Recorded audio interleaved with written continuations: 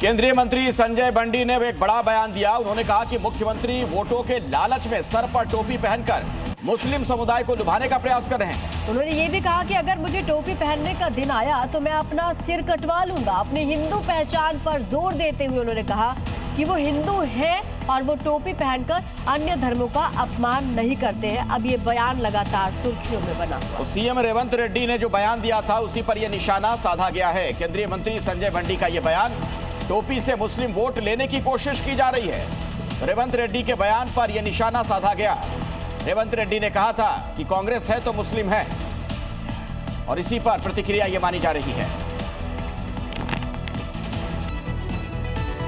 मुंबई में रेलवे कर्मचारियों की हड़ताल के बीच बड़ा हादसा। सैंडहर्ट्स रोड स्टेशन पर ट्रेन से कटकर 2 यात्रियों की मौत। 2 इंजीनियर्स के खिलाफ कार्रवाई के विरोध में हड़ताल पर थे रेलवे कर्मचारी। राष्ट्रगीत वंदे मातरम के 150 साल पूरे होने पर देश भर में भव्य कार्यक्रम। दिल्ली के IGI स्टेडियम में कार्यक्रम का उद्घाटन करेंगे प्रधानमंत्री मोदी। स्मारक डाक टिकट और सिक्का करेंगे जारी।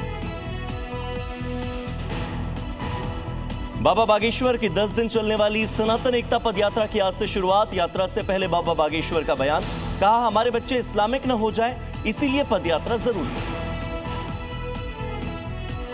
बिहार के बेतिया में असम के मुख्यमंत्री हिमंता बिस्वा शर्मा का बड़ा बयान। तेजस्वी लालू को बताया बाबर औरंगजेब का समर्थक। कहा जैसे अयोध्या से बाबर को निकाला वैसे ही देश से भी निकालेंगे।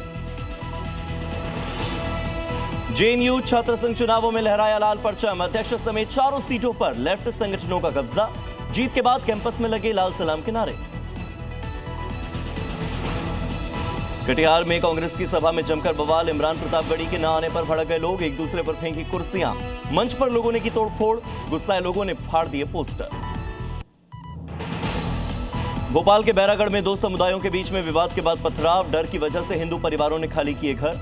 मुस्लिम युवकों पर हिंदू परिवार पर हमले का आरोप। इलाके में तनाव के बाद पुलिस फोर्स की तैनाती। राजस्थान के जालौर से आतंकी कनेक्शन में मौलवी की गिरफ्तारी। पाकिस्तान के आतंकी संगठन तहरीक-ए-तालिबान से संपर्क रखने का आरोप। 4 साल से TTP के संपर्क में था मौलाना उमर।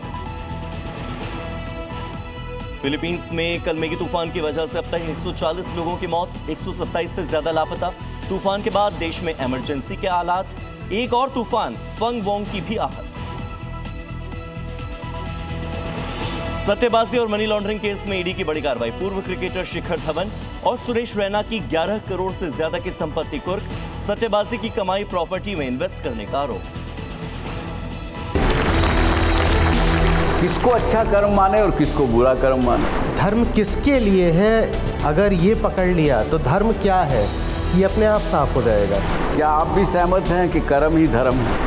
ये परंपराएं, ये रस्मों रिवाज, इनका धर्म से दूर दूर तक कोई लेना देना नहीं है। आचार्य जी, ये इतना अंतर्द्वंद क्यों?